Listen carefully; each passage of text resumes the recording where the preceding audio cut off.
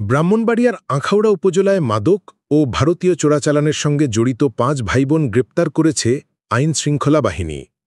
সেনারবাদী গ্রামের সীমান্ত এলাকায় নিজ বাড়িতে সিসিটিভি ক্যামেরা স্থাপন করে তারা আইনশৃঙ্খলা বাহিনীর নজরদারি এড়ানোর চেষ্টা করছিল।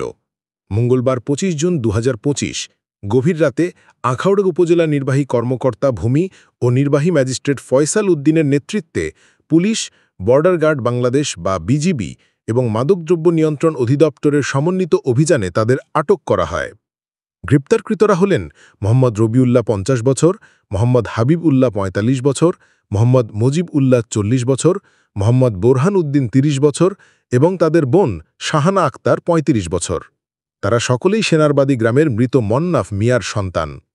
অভিযানে ৩৫০০ পিস ইয়াবা ট্যাবলেট, ৬০০ পিস ভারতীয় ওষুধ, ১৩টি অ্যান্ড্রয়েড ফোন, ১৭টি সাধারণ মোবাইল ফোন, ২টি ল্যাপটপ, মাদক বিক্রির নগদ ২১,০০০ টাকা, ৬টি সিসিটিভি ক্যামেরা এবং ২টি পাওয়ার ব্যাংক উদ্ধার করা হয়। স্থানীয় সূত্রে জানা গেছে, এই সহোদররা এলাকায় অত্যন্ত প্রভাবশালী ছিল এবং তাদের কর্মকাণ্ডের বিরুদ্ধে কেউ কথা বলতে সাহস পেত না। তারা মাদক ব্যবসা এবং ভারতীয় পণ্যের চোরাচালানের মাধ্যমে বিপুল অর্থবিত্তের মালিক হয়েছেন। আখাউড়া উপজেলা নির্বাহী কর্মকর্তা ভূমি ফয়সাল উদ্দিন জানান, অভিযান পরিচালনার সময় গ্রেপ্তারকৃতদের পক্ষ থেকে হামলা চালানোর চেষ্টা করা হয়েছিল, তবে আইনশৃঙ্খলা বাহিনীর সদস্যদের সতর্কতার কারণে সেই চেষ্টা ব্যর্থ হয়।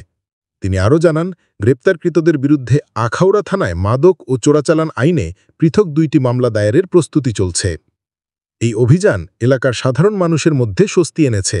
স্থানীয়রা আশা করছেন, এই ঘটনার পর মাদক ও চোরাচালান কার্যকলাপ অনেকাংশে কমে আসবে।